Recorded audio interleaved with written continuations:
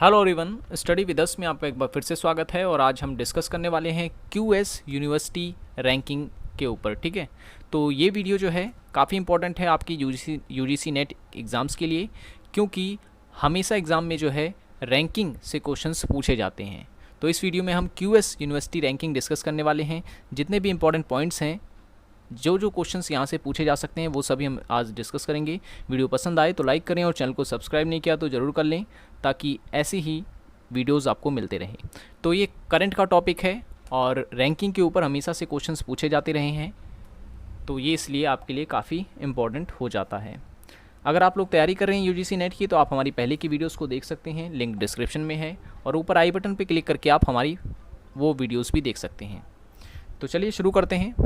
देखें, सबसे पहले अगर हम बात करें क्यूएस यूनिवर्सिटी रैंकिंग से किस टाइप के क्वेश्चंस पूछे जाएंगे, तो मैं बता दूं, सबसे पहले तो यहाँ से क्वेश्चन पूछेगा कि टॉप यूनिवर्सिटी कौन रही, ठीक है ना, कौन सी रही है, और इंडिया में टॉप यूनिवर्सिटी कौन सी रही है, इंडिया की कितनी यूनिवर्सिटीज़ हैं जो क्यूएस रैंकिंग में आई हैं। ठीक है, इस टाइप से क्वेश्चन जो है इसमें पूछे जाते हैं। तो चलिए सबसे पहले इसका बेसिक डिस्कस करते हैं, फिर इसके बाद विस्तार से इस पर चर्चा करेंगे। ठीक है, कि what is QS world university ranking, ये क्यूएस वर्ल्ड यूनिवर्सिटी रैंकिंग क्या है आखिर में। ठीक है, तो मैं बता दूं आपको कि ये एक ब्रिटिश कंपनी है, ठीक है, जो कि विश्व स्तर पर जितने भी हायर एजुकेशन इंस्टीट्यूशंस हैं उन पर जो है रिसर्च करती है, और रिसर्च के बाद जो है प्रत्येक साल जो है ये अपनी रिपोर्ट जारी करती है। तो 2021 है इस समय जो है इसकी ये रिपोर्ट आई है। ठीक है, पहले इसे क्यूएस वर्ल्ड यूनिवर्सिटी रैंकिंग नहीं कहा जाता था, पहले इसे कहा जाता था टाइम्स हायर एजुकेशन। ठीक है, टाइम्स हायर एजुकेशन रैंकिंग कहा जाता था पहले इस रिपोर्ट को, ठीक है ना। लेकिन 2010 के बाद इसका नाम बदल कर रख दिया गया क्यूएस वर्ल्ड यूनिवर्सिटी रैंकिंग। ठीक है, और ये हर साल ये रिपोर्ट जारी की जाती है। ठीक है, अब बात करते हैं क्यूएस यूनिवर्सिटी जो रैंकिंग है उसमें किन किन सब्जेक्ट का जो है एनालिसिस किया जाता है।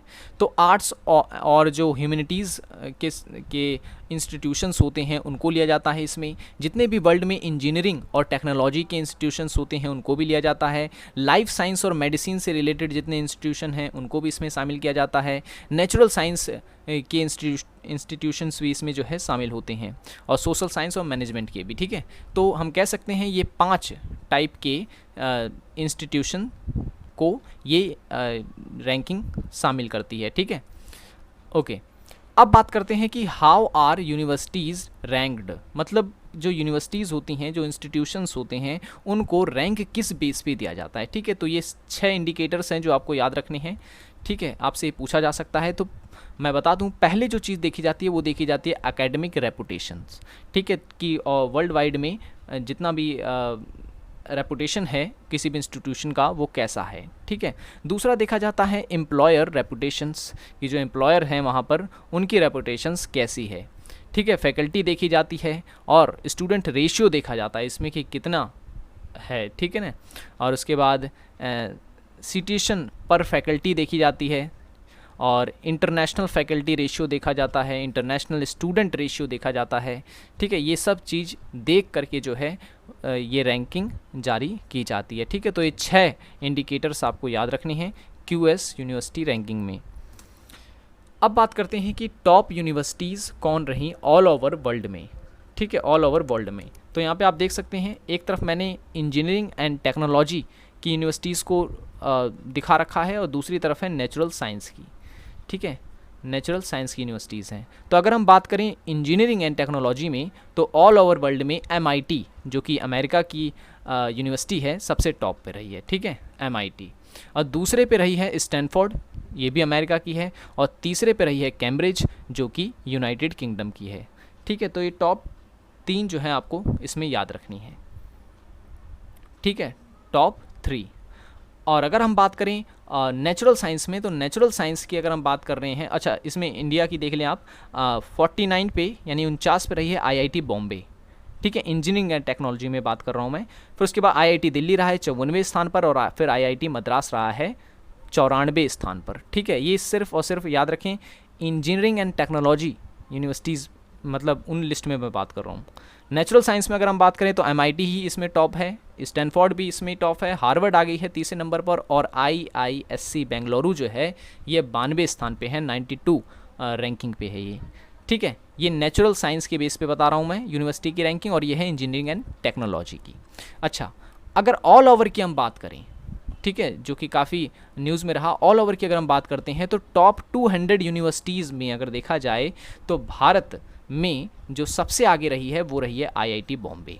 ठीक है, IIT बॉम्बे, इसे 172 रैंक मिली है, ऑल ओवर की मैं बात कर रहा हूँ इसमें।